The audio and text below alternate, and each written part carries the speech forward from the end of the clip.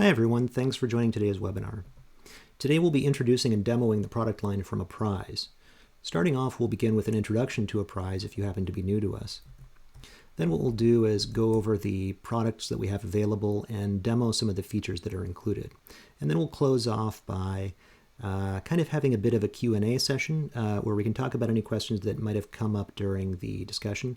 We'll be happy to sort of stick around for a few minutes to go ahead and answer those. So a bit of background about myself. My name is Aaron Gravesdale. I head the solution engineering team here at Apprise. And that means that myself and my team work with folks who are just trying out Apprise's products for the first time. What we'll do is help them with any questions or roadblocks they might happen to come across. And of course, we'll demo the software to them as well, very similar to the webinar that we're about to do here today. And actually, a fun fact about myself, I started working at Apprise back when it was called PDFtron. That's actually a recent name change. We've been PDFtron really since the late 90s, since the company was first founded.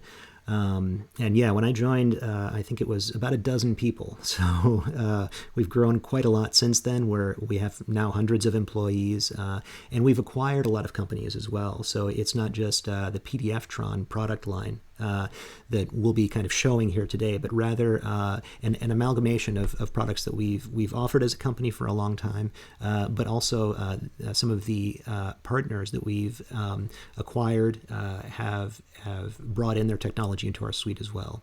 So we'll be discussing how a lot of that fits into our product line and how we've been able to fold that into the Apprise SDK, formerly the PDFtron SDK. And as a result of this real growth in our product line, we've been able to offer not just development tools, but really tools that cover high code, low code, and no code kinds of applications. So when we talk about high code, what we're talking about are solutions where maybe a programmer has to get involved to integrate some software into an application. And our Apprise SDK is kind of our flagship offering there. It's a general purpose toolkit to cover the entire document lifecycle, to work with PDF documents as well as Office and image and CAD files and so on. And again, we'll dig more into some of the functionality available later on in this webinar. We've also integrated technology from some of the companies we've acquired, though, as well. So, for example, our solid documents technology is included within the Apprise SDK for PDF to Office conversion. So you can actually take PDF documents and convert those into Word or Excel files. It's pretty cool technology and is built right into the Apprise SDK. Another sort of high code offering we have is iText, which we acquired as well. And that's a very widely used toolkit. It's very popular in the open source community, for example, and it includes some pretty powerful technology for document generation. And that's actually what we've got listed under the low code section there as well. We've got quite a few tools that can be used to create documents out of templates. Which is a very common use case that comes up from our customers. Essentially, people wanting to create kind of a general outline of different documents they'd like to make, and then maybe based on data from a database, or a customer list or something like that, be able to create an unbounded number of documents out of that one template. And so we've got a few different solutions that apply. One of those is WinWord Studios, which integrates directly into Microsoft Office and lets you add tags and logic directly into documents, as well as hook that up into a backend data source, like a SQL database or something like that. And similarly, from iText, we have the Ditto product, which allows you to interactively create a document template and then generate new files from that. And some of that technology is also available in our web-based product, WebViewer. WebViewer is actually a product that we made by taking the Apprise SDK, which is a toolkit that was originally written in C++, and with language bindings for various kinds of languages around it. So we took that code base, which, again, over the last few decades has acquired lots and lots of features covering the entire document lifecycle. And what we did was we took that toolkit and compiled it over to JavaScript and WebAssembly. So that meant that we could offer the same feature set that we were able to offer through native applications, but this time through the web browser, without the end user having to install anything. So, no wizards to install desktop software, no plugins or add-ons or anything like that. Basically, since it's JavaScript and WebAssembly, it can be added directly onto a web page, and for end users, it just works.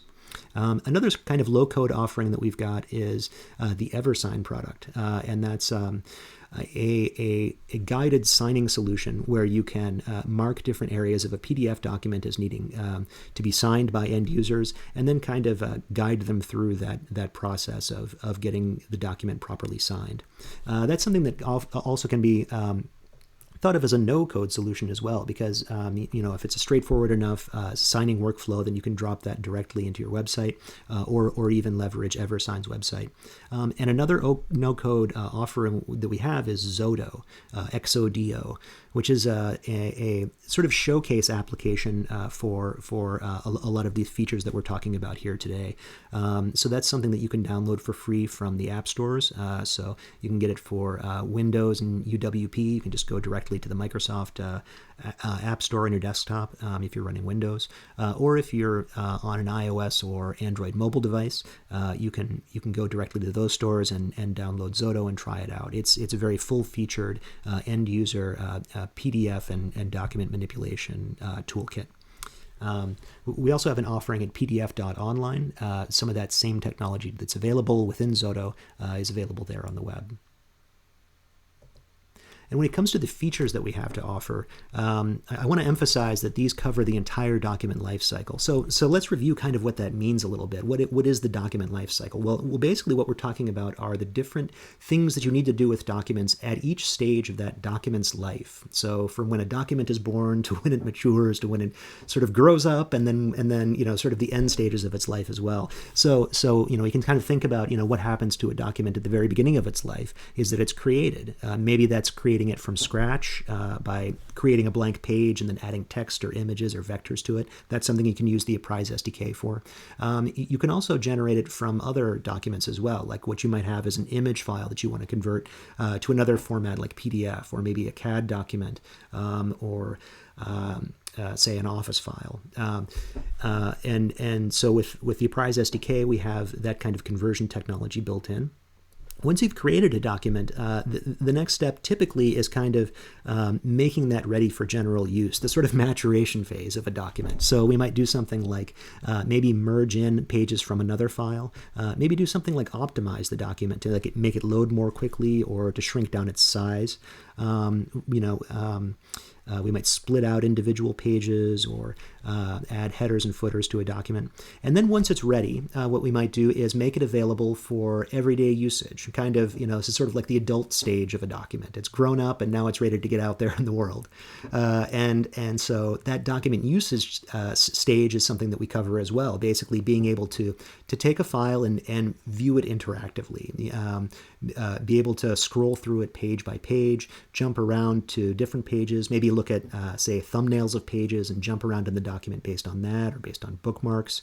Be able to do things like highlight text in a document to be able to, mark it to remember it later, or add comments to collaborate with other users, to do things like form filling a document or digitally signing a document, just sort of, the everyday things that one might do with document technology. And then, of course, we cover the final stage of the document's life cycle as well. So that might include things like adding a certification signature to kind of notarize the state of a document and be able to detect if it's ever modified. It might include things like redacting information from a document, so searching for personally identifying or confidential or sensitive information in a document, and then permanently eradicating that from the file. Or it might include something like, say, converting to an archiving format like PDFA to make it suitable for storage long term. And so whatever stage of the document lifecycle the file happens to be at any given time, the Apprise toolkit has features that can help out. So what we're going to do now is kind of walk through how to get started trying out our technology. So what we're going to do is check out both on our website how you can go about downloading the toolkits and trying them out in your environment. We actually do make the full production builds available for you to download and test, so that way you can really put it through its paces and make sure that it's going to be a good fit. And we also have a showcase on our site as well. And what that does is lets you try out the features without having to install anything. You can basically just go to showcase.apprise.com and then immediately get started testing out documents or even uploading your own and seeing how they perform within the toolkit. So let's jump over to the website now and begin some of that demonstration. Here at the Apprise website, we can get started with the showcase by clicking this Launch Demo button. That'll bring up showcase.apprise.com, which is our kind of live demo of our web-based software. And it's here that you can try out our sample documents or upload your own and start to put the toolkit through its paces. But that said, here on the Apprise website, there are lots of different things that I just wanted to let you know about because they're pretty helpful.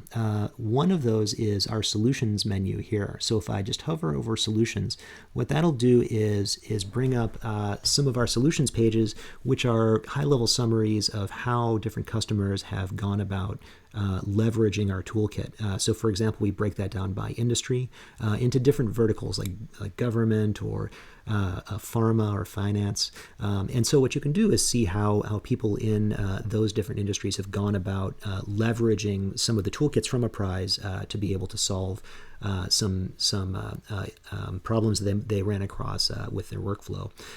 And additionally, under the solutions menu here, you can browse by capability. So if you know that you'd like to do digital signatures or PDF to Office conversion, you can jump right here from this menu and learn more about how our toolkits apply to those different use cases.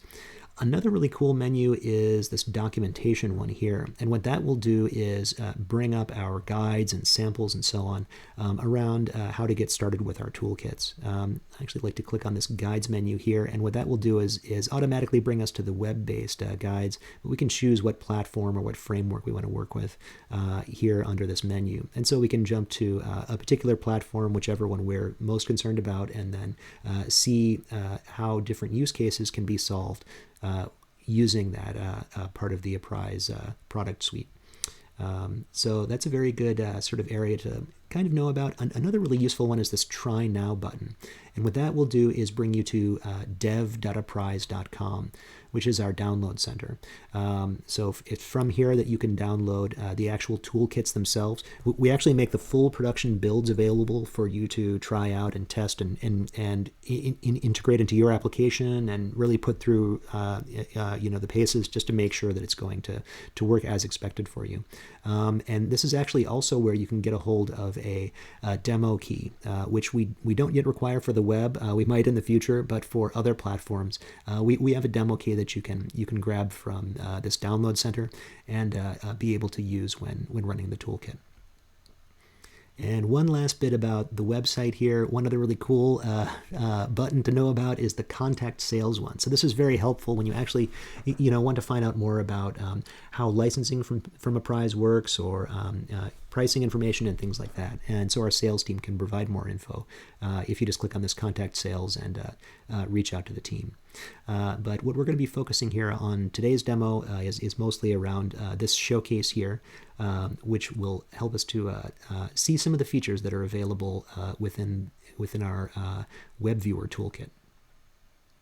So here on our showcase, the very first thing to notice is that it's very similar to kind of desktop document viewing software. So it's very similar to, say, if we were to just open up a PDF document locally, the kind of experience we might have. So here we see the first page, and we can scroll through the document, reading the pages in order. We can also jump around to different pages too. So let's say we wanted to jump to page 7. We could do so here at the bottom, or we could open up the thumbnail browser and kind of use that to navigate based on those page previews.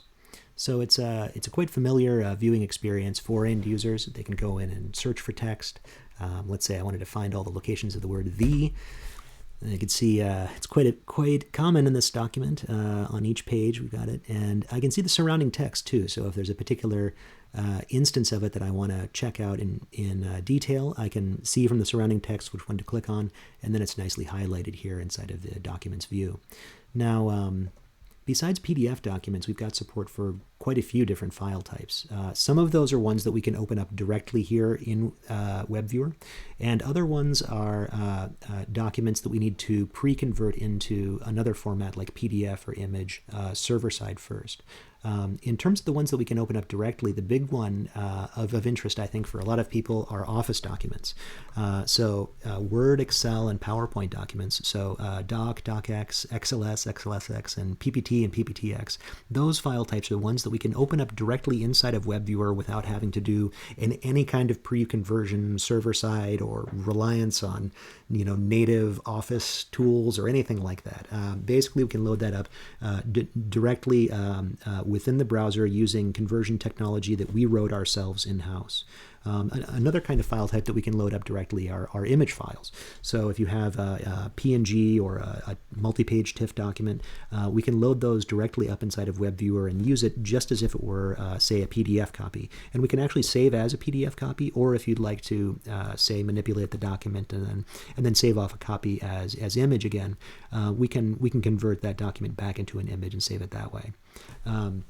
We also have support for other file types too that, again, we can convert file server side first. So CAD documents are an example of that. CAD files are ones that we can convert into the PDF format server side and then view that PDF copy locally within WebViewer on the client side.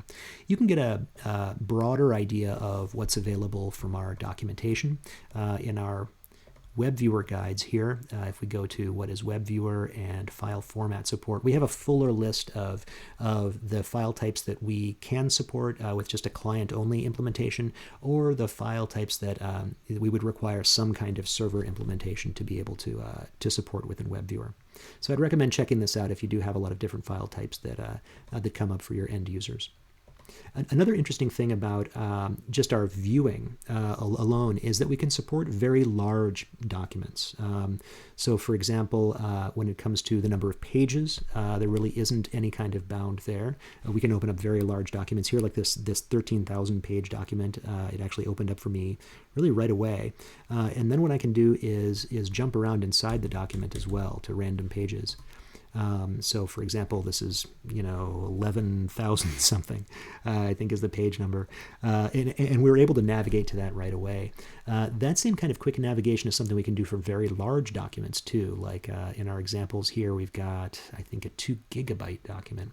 And that one as well is one that we can open up quite quickly. Really it just took a little bit for that first page to appear, and then we can start scrolling through the document right away. And a lot of our ability to handle these very large documents, these 2 gigabyte PDFs or documents with tens of thousands or hundreds of thousands of pages in them, is because we support a feature of the PDF format called linearization. And what linearization does is it organizes the bytes of the file to make it very efficient to load. So without going too far into the details, basically what we can do is just grab whatever is needed to show this content on screen. So here we're just looking at the first page. So with a linearized PDF, what we can do is just grab the information for this first page and just show it right away without having to wait for 2 gigabytes to stream down to the browser. And the same is true of that document with a very large number of pages. What we can do is be very judicious and just selectively grab what we need to show that on screen.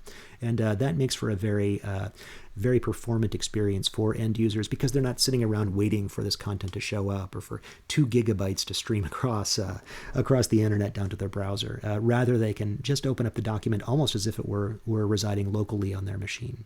So it's a much better sort of experience, and that's why we included it inside of WebViewer.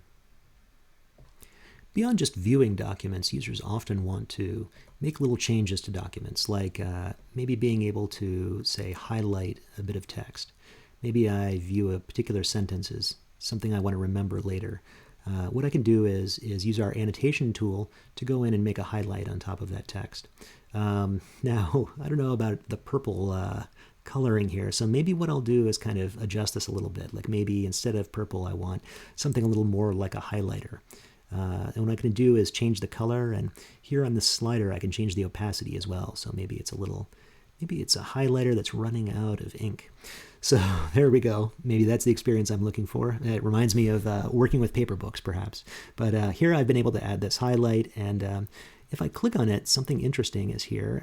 I can go to the comments panel, and we can see the comment that was made in association with this annotation. And this is something that happens automatically whenever I make an annotation on the document.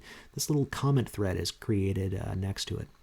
What's really useful about that is it gives me a place to add notes related to whatever annotation I made. So I don't have to put notes inside of this annotation or type text here or do other things that might occlude this content on the page. Rather, what I can do is just draw a box around the content I want to make a comment on, and then I can directly add a little note here. Maybe I say want to revise this paragraph. So maybe I want to say, let's reword this. And that's all fine and good, but if I'm just making notes to myself, that's a little less useful than being able to collaborate with other users.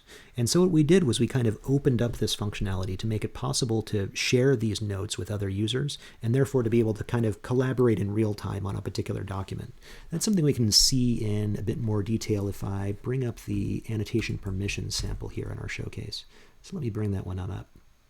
What this sample does, I'll refresh this to get a fresh copy of the document so we can make some new annotations.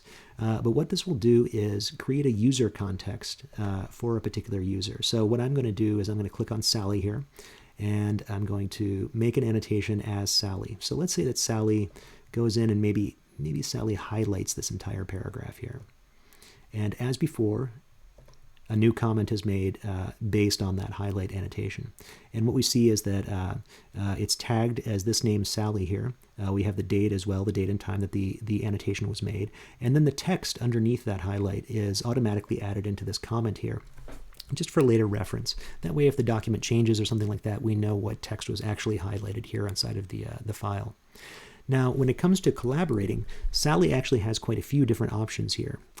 So what Sally can do is use our @ feature to kind of alert other users that this text maybe should be reviewed. So what Sally's going to do is type in @Justin. Should we reword this paragraph? And notice that Sally said @Justin. It wasn't just writing Justin's name, but through the magic of putting that @ first, what that did was that triggered our @ mention capability. And that's a feature where you can add in your own custom code to be triggered whenever you say @ and then someone's name. We also can take in custom code for being able to populate this list, etc. That open-ended capability is quite powerful because many of our customers have users that have, say, a task list or a list of workflow items that they need to work through every day. If you happen to work through a CRM, you might be familiar with kind of having a list of tasks automatically generated for you each day, or it's very similar to having an inbox with lots of unread messages.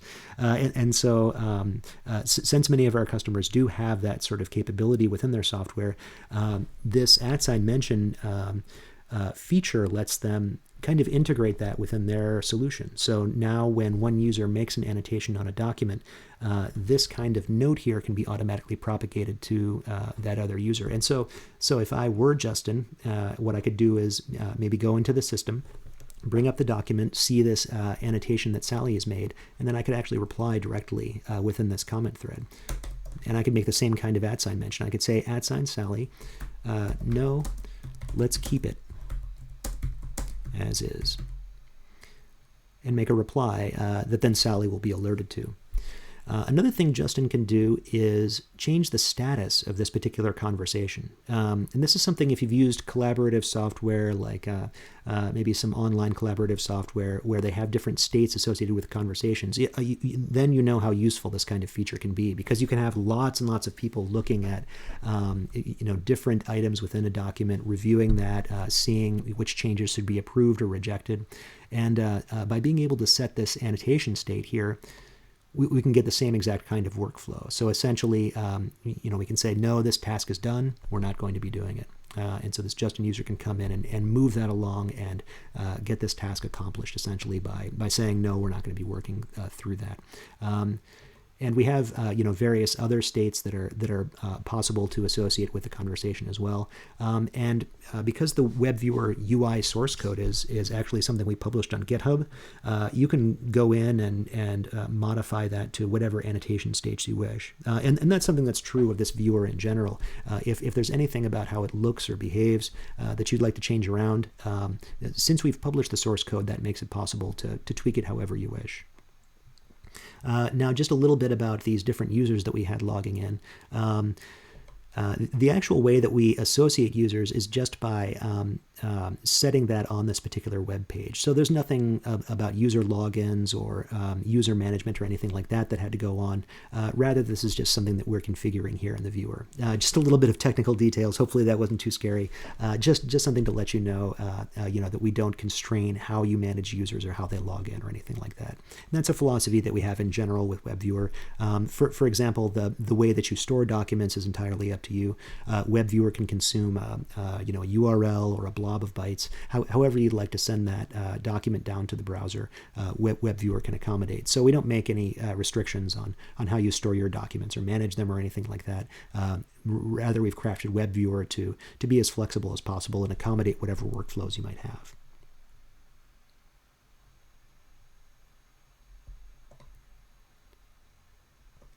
Now, all that said, if there's one thing that's more popular than making annotations on top of documents, it's filling out form fields inside of PDF documents. That's very common that people will come across fillable forms that they might need to fill out or sign, and very often those kinds of documents are propagated around as PDFs. So what I'm going to do is bring up our form filling sample here and just kind of show how that kind of works within our toolkit. And just as with viewing documents, it's a very familiar experience where the form is brought up here. And what I can do is click inside of any of our fillable forms in the document here and just start filling it out. Now, many of you might recognize this document as being one from the IRS. This is the U.S. Tax form. So, many Americans have to fill this out every year. So let me get started filling it out here. What I'll do is type in my first name. And then as I tab away from the field, something interesting has happened over here on the left, this part of the showcase that we're sort of showing here. What we've done is add in a little bit of custom code to let you kind of get a better view into how WebViewer is working with this document. So what this is just a little bit of code that kind of lists some information from the file itself. So notice that one of the things is that name that I just typed in, my first name, Aaron, and then to the left of it here, we've got a bit of gobbledygook, this kind of a bit of line noise or something like that. And what this isn't something that WebViewer generated. Rather, this is a bit of information from deep inside the PDF document. And baked into the file is this name for this form field. We can kind of decode it a little bit here, right? Like it says topmost subform. This is some name maybe that the IRS gave the document originally. And then it's on page 1, and then it's F104. So this is just the name that was assigned to this particular form field within this document, and that would have happened at the time the document was created. But the reason I'm bringing it up here and kind of showing it off is that this makes it for a very powerful experience within WebViewer, because what we can do now is extract the information from a form field as it's being typed in, and once we have that information, we know which form field it was associated with. Here, this is again a bunch of line noise, but from inside of the document here, we might know that that's associated with the first name field. And so what that means is that once the user's typed their name into this, what we can do is start to maybe do things like pre-fill the document for them. So, my first name is Aaron. Maybe back inside of a database somewhere, we can discover that maybe there's only one Aaron in our customer information. And if that's the case, then we might be able to go about pre-populating the rest of this document. For example, if we know that I've typed in Aaron, maybe we can go ahead and type in my last name here automatically, or type in my address, or perhaps if there's income information stored in the database, we could begin to pre-populate this tax form. Things like social security number, et cetera, et cetera. But the idea is that besides just saving time by keeping the user from having to retype everything into this form, by by automatically pre-populating info into here, what we can do is save errors as well. So, if I'm having my address or income information just automatically added into a form like this, that's going to cut down the possibility for me entering things wrong into this document. And this being a tax form, we can see how that might have some pretty negative repercussions if I were to fill this out wrong. So being able to kind of automate that process is one that can cut down on error rates and really save an organization a lot of money by making sure that paperwork is filled out in a correct and timely manner. Now, kind of another use case that comes up a lot from our users is the need to digitally sign documents. And that's something that we have built into our toolkit as well. So if, let's say, a document has a particular form field in it to be able to be signed, then what I can do is click on that Sign Here field. And we have a little specialized dialog box that comes up here that lets me add in my signature, which is going to not be very pretty here, as well as my initials. Sorry about the illegibility of this, but just a little demo signature there. So this is a one that's then added into that signature field. Now currently, this is just what's called an e-signature. So an e-signature is just the appearance of a signature, just these semi-legible squiggles added into the form field, or maybe just added onto the PDF page itself. But that's a little different than something called a true digital signature. And what a digital signature does is it embeds a fingerprint of the document inside the file. And it's one that fingerprint is made out of the content of the document. So if that content ever changes, then the fingerprint will change, and I'll know that the document has been modified after having been signed. That's something we can see here if I click Apply Approval Signature. An approval signature is just one associated with the form field. And then if I click Verify Signature, we can see that the signature in here is valid. And that means that this document is identical to what it was when I first signed it. So nobody has gone in and changed any of this text or anything like that. And so why is that important? Why does anyone care? Well, this is very useful for contracts because if I digitally sign a contract, that fingerprint of the content will be embedded inside of it. So if I sign a contract saying that I owe someone $1,000, well, what they can't do then is go in and add 3 zeros to the end of that, saying that now I owe them $1 million. So if they were to do that, if they were to go in at a low level and modify the document to add in those zeros, that would invalidate the signature because the fingerprint would no longer match up. So that can be a very valuable thing to be able to say, hey, I didn't actually sign that contract. I don't actually owe that money. So that's a lot of what's motivating the ability to perform digital signatures on PDF documents. So one thing that's interesting about digital signatures is that it has to actually modify the PDF document itself. Remember, it has to embed a fingerprint of the document's contents inside of the file so that in the future we can see if the document has been modified after having been signed. And that kind of capability is made possible by WebViewer's ability to modify the PDF document itself. So in that case, to embed a fingerprint. But there's lots of other operations that WebViewer can do on PDF documents. And I wanted to show off a few of those here today. Just some of the more common use cases that we hear about. So the most common one probably is the ability to modify a document by moving around thumbnails. So what I'm going to do is bring up our page manipulation sample here. And that kind of shows off some of this capability. It's actually all driven through this thumbnail panel here on the left. So this is one that we can use to jump around inside of the document. It's great for navigation, but it's really pretty powerful here as well. So one cool thing, for example, that you can do is click on a PDF page and then drag it around. So we can reorder the pages here inside of this document. I just grabbed one and moved that, but we can actually multi-select pages too. So if I wanted to drag a couple of these back to the beginning, I could do so. Can do additional things with these pages as well. For example, rotating a page or splitting it out into its own document, or we can also merge in other PDF documents here as well. So if we wanted to insert the pages from another file, we could do so. But we have another pretty slick way of doing the same thing, which is that we can bring up two different WebViewer instances here within the browser. And we see one document here on the left and one document here on the right, and we can drag and drop pages from one to the other. That makes it possible to, say, take a very large document that maybe has lots of sales information or things like that within it, and then we can simply drag those pages on over. So this makes it possible to take different files and kind of assemble up a new one based around these different page operations. Another very useful technique for editing PDF documents that again is built directly into WebViewer is the ability to edit the text of a PDF. And this is technology that we've acquired through one of our subsidiaries, a company called Iceni.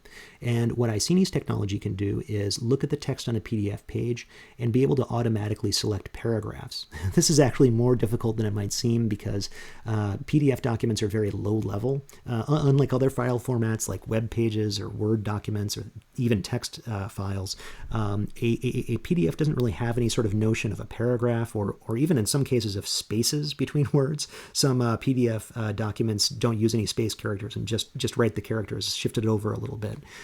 So it can be quite difficult in some cases to tell which text constitutes, say, a single line that should be wrapped to the next page, as one does in a paragraph. But with this technology, what we're able to do is do so directly in the browser. And when we click on a particular paragraph of text, we can do a lot of things. So we can move it around, we can resize it, and if we click inside of it and click Edit, we can actually go in and edit the text on this PDF page. So here what I'm going to do is change the word PDF to the word document. And as I'm doing so, notice that words at the end of the line are actually wrapped around to the next line. And that's only something that we can do if we're aware that these two lines constitute one contiguous paragraph. So it's pretty amazing technology.